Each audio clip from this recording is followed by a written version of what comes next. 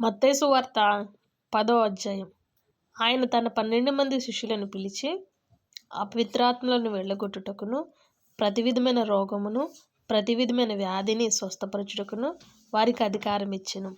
ఆ 12 మంది అపోస్తలుల పేర్లు ఏవనగా, మొదట పేతురనబడిన సీమోను, అతని సహోదరుడగు అంద్రేయ, జబదయి కుమారుడగు యాకోబు, అతని సహోదరుడగు యోహాను, ఫిలిప్పు, బర్తలోమాయి, తోమా, సుంకరి అయిన మత్తాయి, అల్ఫాయి కుమారుడగు యాకోబు, తద్దాయి అను మారుపేరు గల లెబ్బాయి, కనానీయుడైన సీమోను, ఆయనను అప్పగించిన ఇస్కరియోతు యూద. యేసు ఆ 12 మందిని పంపుచు వారిని చూచి వారికి ఆజ్ఞాపించినదేమనగా, మీరు అన్యజనుల దారిలోనికి వెళ్ళకుడి, సమరయుల ఏ పట్టణంలోనైనను ప్రవేశింపకుడి, కానీ ఇజ్రాయేలు వంశంలోని నశించిన గొర్రెల యొద్దకే వెళ్ళుచు పరలోక రాజ్యము సమీపించి ఉన్నదని ప్రకటించుడి, రోగులను స్వస్థపరచుడి, చనిపోయిన వారిని లేపుడి, కుష్ఠరోగులను శుద్ధులుగా చేయుడి, దెయ్యములను వెళ్ళగొట్టుడి, ఉచితముగా పొందితిరి ఉచితముగా ఇయ్యుడి, మీ సంచులలో బంగారమునైనను వెండినైనను రాగినైనను ప్రయాణము కొరకు జాలెనైనను 2 అంగీలనైనను చెప్పులనైనను చేతి కర్రనైనను సిద్ధపరచుకొనుకుడి. పనివాడు తన ఆహారమునకు పాత్రుడు కాడా? మరియు మీరు ఏ పట్టణంలోనైనను గ్రామంలోనైనను ప్రవేశించినప్పుడు అందులో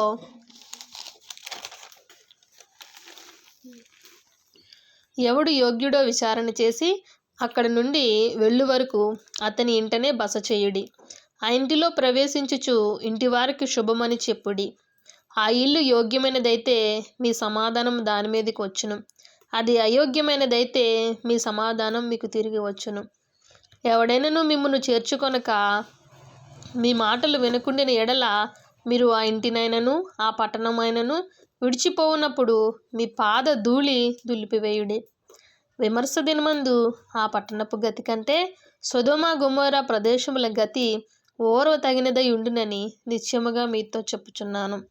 ఇదిగో, తోడేళ్ల మధ్యకు గొర్రెలను పంపినట్టు నేను మిమ్మును పంపుచున్నాను. గనుక పాముల వలె వివేకులను, పావురముల వలె నిష్కపటులనై ఉండుడి. మనుషులను గురించి జాగ్రత్త పడుడి. వారు మిమ్మును మహాసభలకు అప్పగించి తమ సమాజ మందిరములలో మిమ్మును కొరడాలతో కొట్టింతురు. వీరికిని అన్యజనులకును సాక్షార్థమై నా నిమిత్తం మీరు అధిపతుల యొద్దకును రాజుల యొద్దకును తేబడుదురు.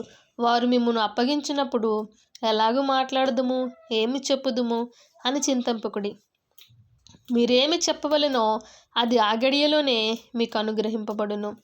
మీ తండ్రి ఆత్మ మీలో ఉండి మాట్లాడుచున్నాడే గాని మాట్లాడువారు మీరు కారు. సహోదరుడు సహోదరుణ్ణి, తండ్రి కుమారుణ్ణి మరణమునకు అప్పగించెదరు. పిల్లలు తల్లిదండ్రుల మీద లేచి వారిని చంపెదరు. మీరు నా నామము నిమిత్తము అందరి చేత ద్వేషింపబడుదురు. అంతము వరకు సహించినవాడు రక్షింపబడును. వారు ఈ పట్టణంలో మిమ్మల్ని హింసించినప్పుడు మరొక పట్టణమునకు పారిపోవుడి. మనుష్య కుమారుడు వచ్చు వరకు మీరు ఇజ్రాయేలు పట్టణములలో సంచారము చేసి ఉండరని నిశ్చయముగా మీతో చెప్పుచున్నాను. శిష్యుడు బోధకుని కంటే అధికుడు కాడు, దాసుడు యజమానుని కంటే అధికుడు కాడు. శిష్యుడు తన బోధకుని వలెను, దాసుడు తన యజమానుని వలెను ఉండినా చాలును. ఇంటి యజమానునికి బయల్జెబూలని వారు పేరు పెట్టి ఉండిన యెడల ఆ ఇంటి వారికి మరి నిశ్చయముగా పేరు పెట్టుదురు గదా. కాబట్టి మీరు వారికి భయపడుకుడి. మరుగైనదేదియు బయలుపరచబడకపోదు, రహస్యమైనదేదియు తెలియబడకపోదు. చీకటిలో నేను మీతో చెప్పినది మీరు వెలుగులో చెప్పుడి. చెవిలో మీకు చెప్పబడినది మేడల మీద ప్రకటించుడి. మరియు ఆత్మను చంపనేరక దేహమునే చంపువారికి భయపడుకుడి గాని ఆత్మను దేహమును కూడా నరకములో నశింపజేయగల వానికి మిక్కిలి భయపడుడి. 2 పిచ్చుకలు కాసుకు అమ్మబడును గదా, అయినను మీ తండ్రి సెలవు లేక వాటిలో ఒకటైనను నేలన పడదు. మీ తల వెంట్రుకలన్నీ లెక్కింపబడి ఉన్నవి గనుక మీరు భయపడకుడి. మీరు అనేకమైన పిచ్చుకల కంటే శ్రేష్ఠులు. మనుషుల ఎదుట నన్ను ఒప్పుకొని వాడెవడో పరలోకమందున్న నా తండ్రి ఎదుట నేను వానిని ఒప్పుకొందును.